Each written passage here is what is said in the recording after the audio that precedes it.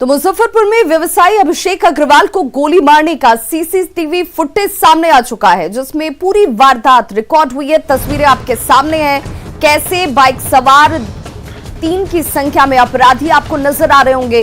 तस्वीरों में साफ देखा जा सकता है कि घटना के वक्त पूरे रोड में चहल पहल थी।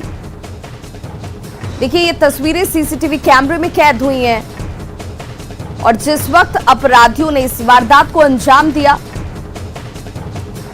उस वक्त सड़क पर क्या स्थिति थी वो भी इन सीसीटीवी कैमरों में जो तस्वीरें कैद हुई हैं उसे देखकर अंदाजा लगाया जा सकता है।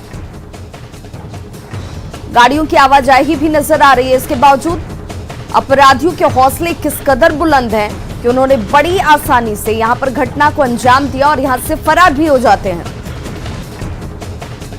अब आपको 2 तस्वीरें हम दिखाने जा रहे हैं। इन 2 तस्वीरों के जरिए आप समझ पाएंगे। फिलहाल ये तस्वीर आपके सामने, जहां पर देखिए अपराधी किस तरीके से जो व्यवसायी हैं उनके सिर में गोली मारते हैं और यहां से फरार हो गए। और सहयोगी सुधीर हमारे साथ इस वक्त ज्यादा जानकारी के साथ फोन लाइन पर जुड़ गए हैं। सुधीर, पुलिस इस चुनौती को मानती जरूर है कि चुनौती है, लेकिन लोगों में यह भरोसा कैसे जगा पाएगी कि आप सुरक्षित हैं?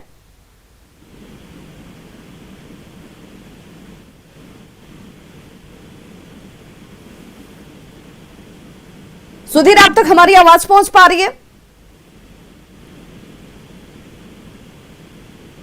तो हम अपने सहयोगी सुधीर से जुड़ने की कोशिश करेंगे। फिलहाल तस्वीरों के जरिए देखिए 2 तस्वीरें हैं। पहली तस्वीर सीसीटीवी कैमरे में कैद हुई तस्वीर है, जिसमें अपराधी बाइक से पहुंचते हैं। उसके बाद बाइक चला रहे व्यवसायी के छोटे भाई की आंख में मिर्ची डाली जाती है। व्यवसायी जो पीछे बैठे हुए थे उनको गोली मार दी गई। और सहयोगी सुधीर हमारे साथ इस वक्त फोन लाइन पर जुड़ गए हैं। सुधीर, सबसे बड़ा सवाल यही कि अगर घटनाओं को अंजाम देने के बाद भी अपराधी गिरफ्त से बाहर हैं और एक के बाद एक होती घटनाएं, तो फिर लोगों में भरोसा पुलिस को लेकर कैसे जगेगा? जाहिर है ये बड़ा सवाल है। ये बड़ा सवाल है कि लोगों का भरोसा किस तरीके से पुलिस अर्जित कर पाएगी। ये जो वारदात है शहर के बीचों बीच है, रात के 9 बजे है, जबकि बाजार खुले थे और सड़क पर लोग आ जा रहे थे। और ये पूरी वारदात कोतवाली थाना से 500 मीटर की दूरी पर होती है, जहां नगर डीएसपी का कार्यालय भी है। सीसीटीवी फुटेज भी आ चुका है, चेहरे दिख रहे हैं, लेकिन अभी तक गिरफ्तारी नहीं हुई है। रात में ही एसएसपी ने कहा था कि इसके लिए एसआईटी का गठन कर दिया गया है और टीम ने अपना काम शुरू भी कर दिया है। तो उस टीम के काम का कोई फलसफा अभी तक सामने नहीं आया है। तो जाहिर है लोगों में नाराजगी भी है, अविश्वास भी है और अपनी सुरक्षा और सुरक्षा को लेकर काफी चिंता भी है। और इसी के तहत आज जो मोबाइल कारोबारी हैं, जो मोबाइल व्यवसायी हैं, उन लोगों ने अपनी दुकानों को बंद रखने का निर्णय लिया है।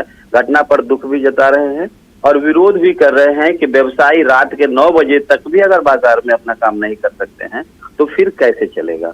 तो ये तमाम सवाल है पुलिस के सामने, जिसका जवाब ढूंढना है। और जवाब ढूंढने का तरीका यही है कि इन अपराधियों की, इन हत्यारों की गिरफ्तारी कितनी जल्द। यही देखना होगा कि कब तक ये अपराधी गिरफ्त में आ पाते हैं। बहुत बहुत शुक्रिया सुधीर तमाम जानकारी के लिए। इस मामले में स्पेशल इन्वेस्टिगेशन टीम बनाई गई है और आगे हम लोग इन्वेस्टिगेट कर रहे हैं। सहरसा में अपराधियों ने एक युवक को चाकू मार दी, जिससे